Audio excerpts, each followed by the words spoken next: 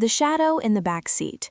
Emily Harper had always been a night owl, thriving in the quiet hours when the world slowed down. By day, she was a barista at a trendy coffee shop in downtown Seattle, slinging lattes and forcing smiles for the endless stream of caffeine addicts. But her real life kicked in after sunset. She moonlighted as a freelance graphic designer, hammering away at logos and websites until the wee hours. That meant late-night rides home via rideshare, the app that promised safety with every ping. "Your ride is arriving in 2 minutes," the notification would chime, and she'd step out into the misty Pacific Northwest rain, umbrella in hand, trusting the system. It started innocently enough, like most horrors do. One foggy October evening, after a grueling shift that stretched past midnight, Emily requested a ride from her usual spot outside the shop. The app matched her with a driver named Marcus. Profile pic showing a middle-aged guy with a salt and pepper beard, 4.9 stars, over 5,000 trips. His black sedan pulled up smoothly, wipers swishing against the drizzle. "Hey there, Emily," he said as she slid into the back seat, her damp backpack thumping against the leather. "Rough night?" She blinked, surprised he used her name right off the bat, but hey, it was in the app. "Yeah, you could say that. Just take me to the usual address." He chuckled, a warm, gravelly sound. "Got it. 1425 Pine Street, right? The brick building with the funky mural out front?" Emily nodded, pulling out her phone to scroll through emails. The ride was smooth, traffic light at that hour. Marcus chatted lightly about the Seahawks' latest game, the never-ending rain. Nothing creepy, just friendly. When they arrived, he wished her a good night, and she gave him 5 stars. Easy peasy. A week later, it happened again. Same app, same late shift. Marcus's car rolled up. "Evening, Emily. Back at it, huh?" She laughed it off. "You again? What are the odds?" "The app knows best," he replied with a wink in the rear view. This time, he mentioned her coffee order. "Bet you'd be beat for a venti caramel macchiato right now. Extra shot, no whip." Emily froze mid-scroll. "How'd you know that?" He shrugged. "You work at that shop, right? I pick up folks there all the time. Overheard you once, maybe." Plausible, she thought. Seattle was a small world in some ways. She let it slide, tipping him generously through the app. But as she climbed the stairs to her third-floor apartment, a tiny itch formed in the back of her mind. How many baristas slung macchiatos? Still, she shook it off. Paranoia wasn't her style. The encounters piled up. Third time, Marcus waiting curbside, engine idling. "Hey, stranger, how's that pup of yours? What's his name? Buddy? Bet he's waiting by the door." Emily's heart skipped. Buddy was her rescue mutt, a scruffy terrier mix she'd adopted last year. She hadn't mentioned him, ever. Yeah, how'd you—" "App data, probably. Or did I tell you last time? Memory's fuzzy after all these miles." He laughed it off, turning up the radio to some classic rock station. Emily stared out the window, the city lights blurring into streaks. When they pulled up to her building, she bolted inside without a word, double-locking the door. Buddy greeted her with frantic tail wags, oblivious to her racing pulse. She checked the app's history that night, curled up on her couch with a mug of tea. Marcus had driven her 3 times now. Coincidence? Rideshare's algorithm favored high-rated drivers, sure, but this felt off. She toggled her settings, unmarked any preferred driver options, just in case. "It's nothing," she whispered to Buddy, scratching his ears. "Just a chatty guy." But the itch grew into a scratch. Fourth ride, not Marcus at first, a different driver, a young woman named Lisa, picked her up. Relief washed over her as they chatted about nothing. But halfway home, her phone buzzed. A notification from the app. "Your driver has been updated for better service. Marcus is en route." What? She texted support mid-ride, but Lisa pulled over suddenly. "App says to transfer you. Sorry, glitch or something." And there was Marcus, idling behind them, headlights piercing the rain. "Hop in, Emily. I'll get you home safe." His smile was too wide, too knowing. This time, he knew her floor. "3rd floor, apartment 3B. Elevator's been acting up lately, huh? Stairs it is." She hadn't taken the stairs with him, ever. "How do you know that?" "Building gossip. I drop off a lot around here." But his eyes in the mirror lingered too long. Emily's sleep that night was fitful, dreams of endless rides looping through dark streets. She started varying her routine, leaving earlier, walking a block to request the ride, but Marcus kept showing up.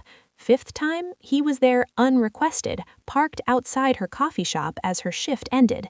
Thought you might need a lift, in the area. Her blood ran cold. I didn't call for a ride. He leaned out the window. App pinged me. Must be that preferred history kicking in. She hadn't set any preferred history. She checked. Nothing. Panicking, she canceled and walked home, 3 miles in the pouring rain, Buddy's leash in her mind the whole way. But as she turned onto Pine Street, a black sedan cruised by slowly. Marcus? She couldn't tell through the tinted windows.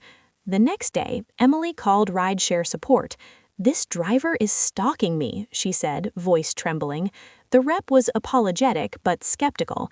"Our algorithms match based on proximity and ratings.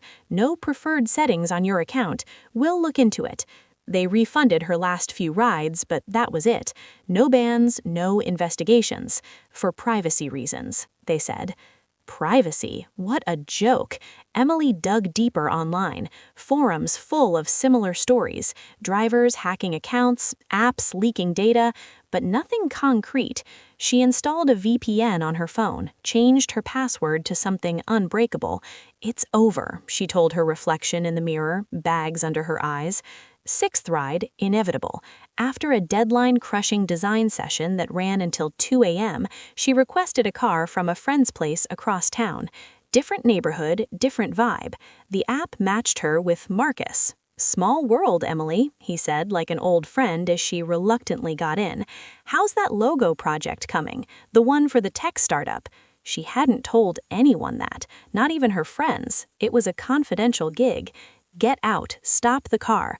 Whoa, easy, just making conversation.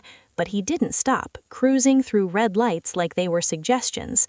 "Pull over." She fumbled for her phone, dialing 911, but the signal dropped. Dead zone or something worse?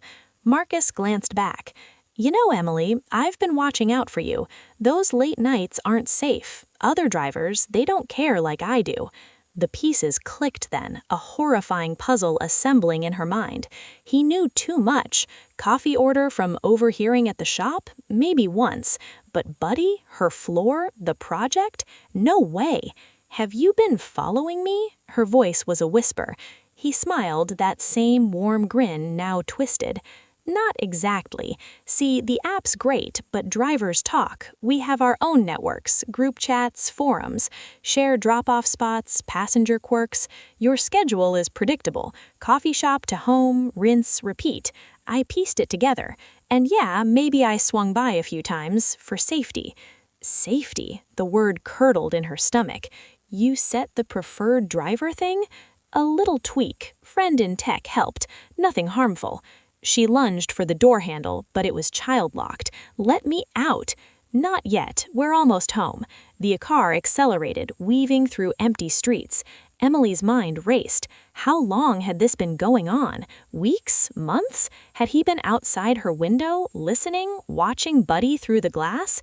They screeched to a stop outside her building. "See? Safe and sound." He unlocked the doors. She scrambled out, heart pounding, rain soaking her instantly. "Stay away from me." But as she ran inside, his voice echoed, "Sweet dreams, Emily. See you soon." She barricaded the door, called the cops. "Stalking," she gasped. They took a report, promised to patrol, but Marcus was a ghost. Fake name? The app had his plates, but when they checked, the car was registered to someone else.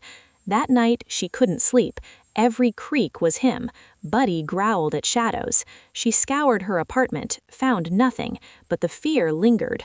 Seventh ride, she swore off the app, started biking home. Exhausting, but safe.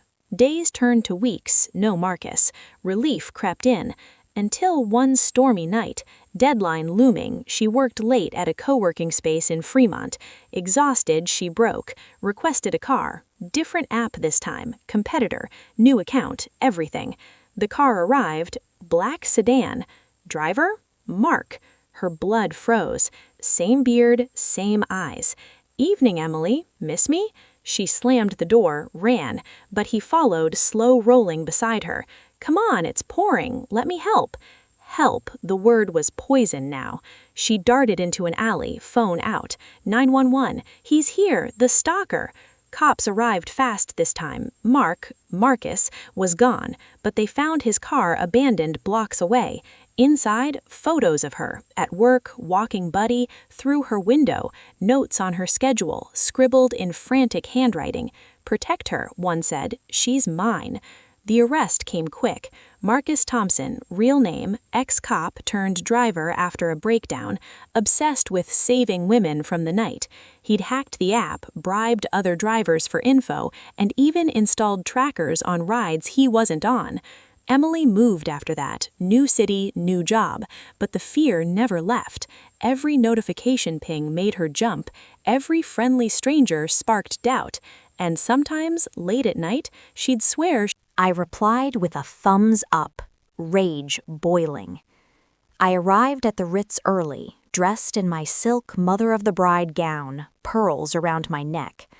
The ballroom was a vision, white drapes, gold accents, a massive screen for sentimental slideshows.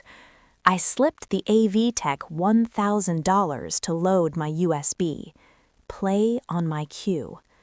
Guests arrived, my business associates in suits, Sophia's friends in designer dresses, even some local celebs from the Braves. Derek sauntered in his tux, hugging me. "Today's the day we become family, Evelyn." His smile was a shark's. The ceremony kicked off at 4 p.m. The string quartet played Canon in D. Sophia walked the aisle, radiant in her $20,000 Vera Wang, veil shimmering. Derek's eyes locked on her, or was it the invisible fortune behind her? Vows exchanged. "I promise to love you for richer or poorer." The irony burned. Officiant. "If anyone has just cause why this couple should not be joined, speak now or forever hold your peace." Time stopped. I stood, legs steady. "I do." Gasps echoed. Sophia's face drained. "Mom? What the hell?" I nodded to the AV guy. The screen lit up. First slide. The forged power of attorney, signatures highlighted. Derek has been forging documents to steal from Sophia and our family. Whispers turned to shouts. Next, a timeline of his exes, photos, court docs.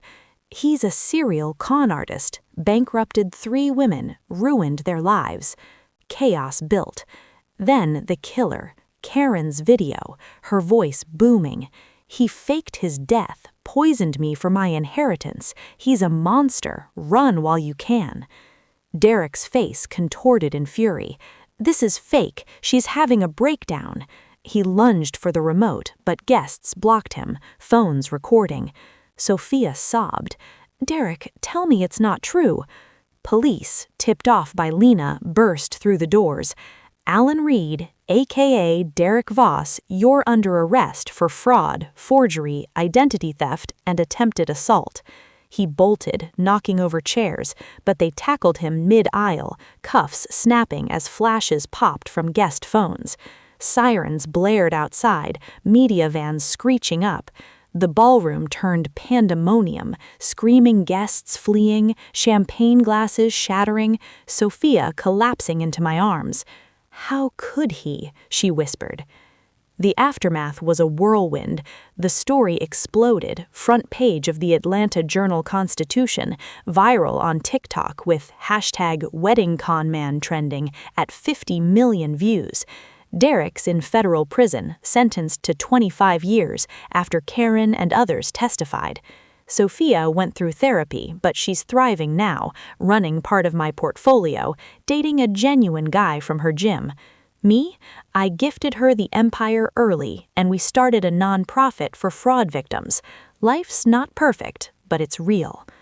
If this story hit home, like, subscribe, share it with your friends. What's your wildest betrayal story? Comment below and be kind to yourselves. See you in the next video.